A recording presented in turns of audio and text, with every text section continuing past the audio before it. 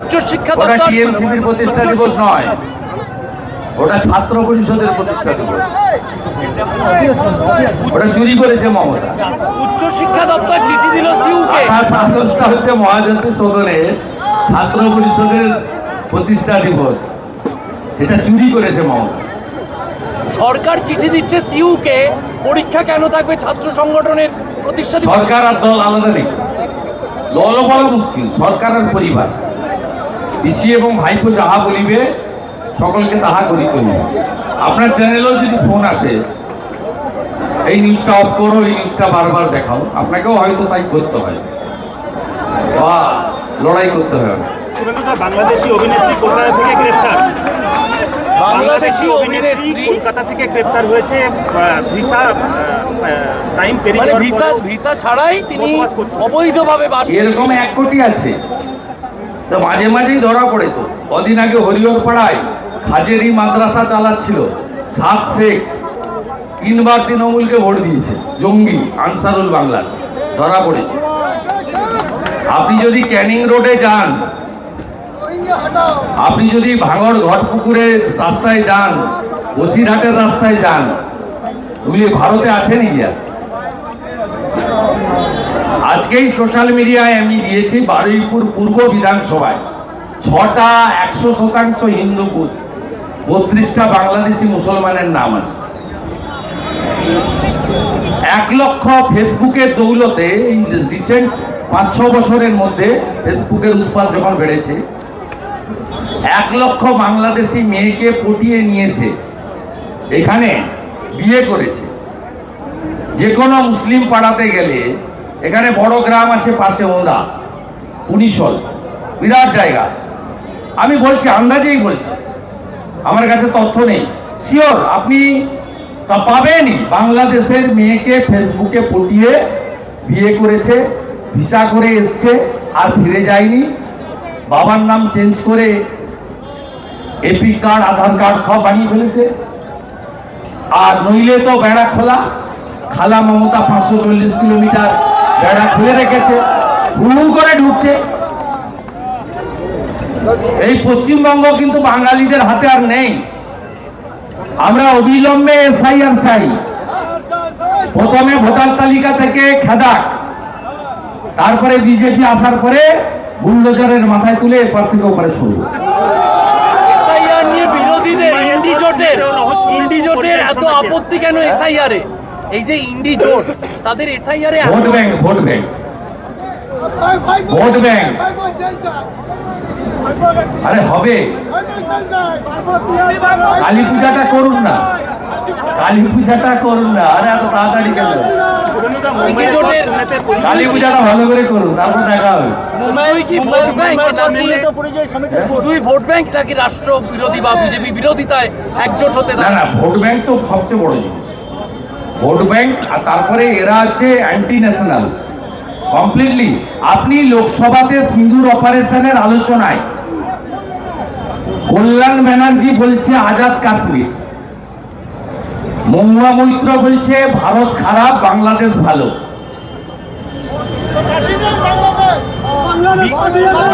সাবিত্রী মিত্র বলছে জঙ্গিরা ভালো, পর্যটকদের মারে না। এমএলএ, এক্স মিনিস্টার, আপনি এদের বক্তব্য শুনলেন না? কি সুন্দর সুন্দর বক্তব্য এরা রাখছে। এরা ভারতে থাকবে, ভারতে খাবে, আর ভারতের যত রকমের সর্বনাশ করা যায় করবে। এদের বিরুদ্ধে মোদিজি এত আইন আনছেন, যারা দেশে থেকে দেশ বিরোধী কথা বলছেন, সিপিএমও কম যায় না। যখন মাসুদ আজাহারের বংশকে নির্বংশ করলো এয়ারফোর্স, জল বন্ধ করলো ভারত সরকার, তখন মৌলালি থেকে ধর্মতলা মিছিল বের করেছিল এই মাকুরা, পাকিস্তানের জল বন্ধ করলে কেন, জবাব চাই, জবাব দাও। সেখানে সজল ঘোষ, সুরজ সিংরা কালি মাখিয়েছিল, আমি থাকলে তো আলকাতরা মাখাতাম।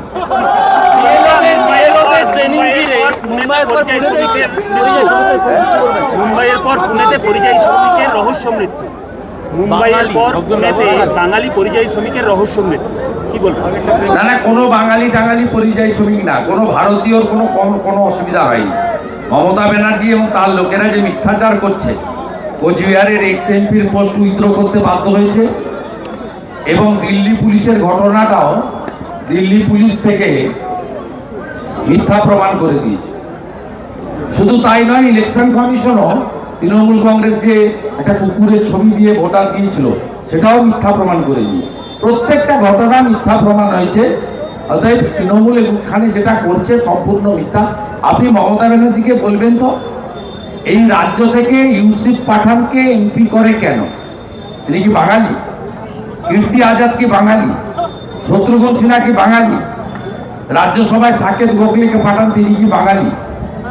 সুব্রত গুপ্ত, অত্রি ভট্টাচার্যের মতো আইএস বাদ দিয়ে অবাঙালি মনোজ পন্থ কেন চিফ সেক্রেটারি হয়? সঞ্জয় মুখার্জি বাদ দিয়ে রাজীব কুমার কেন ডিজিপি হয়? এসব কথা মমতা ব্যানার্জির মুখে না বলাই ভালো। উনি কি করেন সবাই জানে। বিএলও ট্রেনিং এর পর শেষ, হ্যাঁ, ফিরহাদ হাকিমের দেওয়া ডেডলাইন শেষ, এখনো রাজ্যে এবং কলকাতায় বেহাল রাস্তার হাল ফিরল না। রাজ্যে এবং কলকাতায় এখনো রাস্তার হাল ফিরল না। ফিরহাদ হাকিমের দেওয়া ডেডলাইন শেষ হয়ে গেল। আপনাকে পরিষ্কারভাবে বলি, এদের ডেডলাইন অনেকবারই ছিল। এরা মিথ্যা ছাড়া একটাও সত্যি বলেনি। আমরা বিজেপি সরকারে আসার পরে প্রথম মিথ্যাশ্রীটা মমতা ব্যানার্জিকে দেবো, ঠিক করে রেখেছি। এই বাঁকুড়ায় প্রত্যেকবারে আসানসোল, কুলটি, বারামণি, বাঁকুড়া, পুরুলিয়া এসে বলে পানীয় জল খাওয়াবো, প্রত্যেকবার বলে। কটা গ্রামে জল গেছে বলুন? আমি কিছুদিন আগে, সুনীল সভাপতি ছিল, আমি সিমলাপাল এসেছিলাম, আমি দেখেছি একটা গ্রীষ্মকালে এসেছিলাম, একটা নলকূপ 150 জন মহিলা হাঁড়ি আর বালতি নিয়ে এসছে জল নিতে। 14 বছর পরে উনি সভাতে গিয়ে তো 14 বছর কি করেছেন তার হিসাব দেবেন। বাংলা বাঙালি মেরে দেবো, কেটে দেবো, এসব কি কথা? উনি তো চাকরির তালিকা দেবেন যে আমি 14 বছর মুখ্যমন্ত্রী করেছেন আপনারা আমাকে, আমি 3 কোটি লোককে চাকরি দিয়েছি। উনি শিল্পের তালিকা দেবেন। আমরা তো বলছি আপনি 8200 স্কুল বন্ধ করেছেন। আমরা তো আপনাকে বলছি আপনি 6888 শিল্প দাঁড়িয়েছেন, বন্ধ করেছেন আপনি। আমরা আপনাকে বলছি আপনি 1,10,000 টাকায় পুজো দিলেন, বেশ করেছেন, দেন। চাকরি দিচ্ছেন না কেন? 6 লক্ষ পোস্ট ফাঁকা দিয়ে দিচ্ছেন না কেন? হাত দাড়ি কাটার মতো বেতন দেন কেন? Village resource person, community health guide, CHG, civic, village, contractual data entry operator, আপনি দেন, এদের করেননি কেন? আপনি এত সরকারি কর্মচারী, শিক্ষক, পেনশনারদের দিয়ে বাকি রেখেছেন কেন?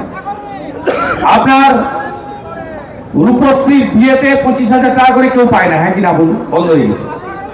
শ্মশানে গেলে 500 টাকা 2,000 টাকা করে দিল সমবেতি, হ্যাঁ বন্ধ হয়েছে নাকি বলুন? কৃষক বন্ধু 5 মাস ধরে টাকা দেয়নি। আপনি সিপিএম যখন ছিল আমাদের মাথা পিছু ঋণ ছিল 19,000 টাকা করে, 1,98,000 কোটি ঋণ। এখন উনি 7 লক্ষ কোটি টাকা ঋণ করেছেন, 70,000 টাকা মাথা পিছু ঋণ। 70,000 টাকা। একটা বাড়িতে যদি 5 জন থাকেন 3.5 লক্ষ টাকা ঋণ। আপনি শুধু পূজার নামে 2,000 কোটি টাকা দিলেন। আপনি সুপার স্পেশালিস্ট হসপিটাল হোগা চিকিৎসা হয়, এখানে বাঁকুড়া মেডিকেল কলেজ রেফার লেখার জন্য বসে আছে। দুর্গাপুরের এত বড় বড় নার্সিং হোম, কোথাও স্বাস্থ্যসাথীর কার্ড নেয় না, আয়ুষ্মান ভারত নেই। প্রত্যেক মাসে বাঁকুড়া থেকে 50,000 লোক ভেলোরে যাচ্ছে, হায়দ্রাবাদে যাচ্ছে রেড্ডির কাছে, আপনার দেবী শেঠির কাছে বাঙ্গালোর যাচ্ছে, টাটা ক্যান্সার হসপিটালে যাচ্ছে মুম্বাইতে, নইলে রাঁচিতে যাচ্ছে এইমসে, নয় ভুবনেশ্বর এইমসে, নয় কটকে। প্রত্যেক মাসে অন্তত 50,000 এই বাঁকুড়ার লোক। আপনি এসব হিসাব না দিয়ে এসব করে কোনো লাভ নেই। চলুন। বিএলও ট্রেনিং এর পর বিএলএদের নিয়ে জটিলতা, এসআইআর প্রসঙ্গে বা এসআইআর আতঙ্কে বিএলও ট্রেনিং এর পর বিএলএদের নিয়ে জটিলতা। তৃণমূলের বক্তব্য, বিজেপি সিপিএম এদের বিএলএ নেই, এদের বুথে এজেন্ট নেই, তাই এরা মানে বিএলএ নিয়ে এরা ভাবে না। কিন্তু তৃণমূল বিএলএদের নিয়েও জটিলতা করতে চলেছে। বিএলএ যারা বুথ লেভেল এজেন্ট, তাদের ঘিরেও একটা জটিলতা তৈরি হচ্ছে এই এসআইআর। আমি এগুলো নিয়ে পিসফুল কিছু বলবো না। আমি পরিষ্কার কথা বলেছি, ইলেকশন কমিশন সুপ্রিম অথরিটি। আমাদের আর্টিকেল বাবা সাহেব আম্বেদকর বানিয়ে দিয়ে গেছেন, 324 থেকে 329 ক্লিয়ার অধিকার দিয়ে গেছে ইলেকশন কমিশনকে, এবং 13cc পড়ে নিন। 13cc-তে সুপ্রিম অথরিটি। অতএব আঙুর ফল টক, বিএলও কিছু করতে পারেনি। এখন বিএলএ অমুক তমুক বলছে, যে যাই বলো ভোটার তালিকায় বাংলাদেশি মুসলমান আর রোহিঙ্গা থাকবে না। 4টা ক্যাটাগরি থাকবে না। মৃতর নাম থাকবে না, ডবল এন্ট্রি থাকবে না, অস্তিত্বহীন ভোটার থাকবে না, আর বাংলাদেশি মুসলমান রোহিঙ্গা থাকবে না। ভালো করে কয়লা চক্রবর্তী আর কে কে আছেন শুনে রাখুন। একটা রাস্তা 140 কোটি টাকা দিয়ে ভারত সরকারের তৈরি করেছিল। কয়লা চক্রবর্তীর সঙ্গে ঘুরে বেড়ায়, নাম কি? কি নাম? অরূপ চক্রবর্তী। হ্যাঁ, ওটা উঠে চলে গেছে। লুট আর চুরি চলছে। সমস্ত নদী শেষ। বাঁকুড়ায় কোন নদীর অস্তিত্ব আছে? কোন নদীর অস্তিত্ব আছে? সরকারের ঘরে 10% আসে, 90% লুট হয়। যেগুলো বালির ঘাটে রাস্তাগুলো আছে গ্রামে, আপনাদের সারা রাত্রি ঘুমাতে দেয়? সমস্ত ট্রাক্টর ঢুকিয়ে রাস্তা ভেঙে তছনছ করে লুট চলছে, কমপ্লিট লুট।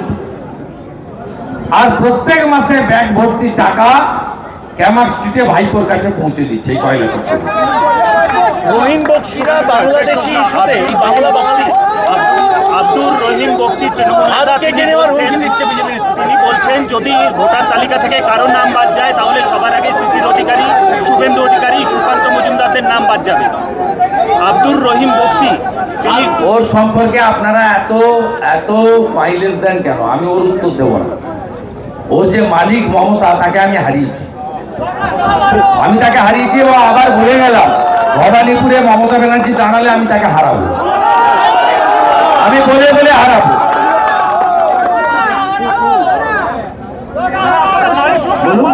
এসআইআর নিয়ে আজকে জেলা শাসকদের সতর্ক করলেন মুখ্যমন্ত্রী নিজে। আজকে না, গতকাল নবান্ন 30th ফ্লোরে একটা মিটিং ডেকেছিলেন চিফ সেক্রেটারি।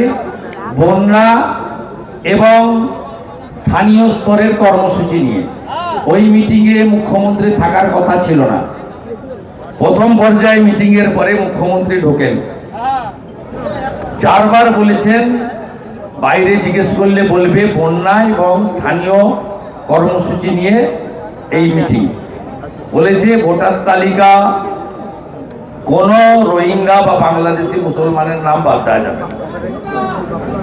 ডিএমদের ধমকেছে, ডিএমদের বলেছে আমি এখনো আছি, পরেও থাকবো, পরে আপনি থাকবেন না, আপনি নিশ্চিন্ত থাকুন।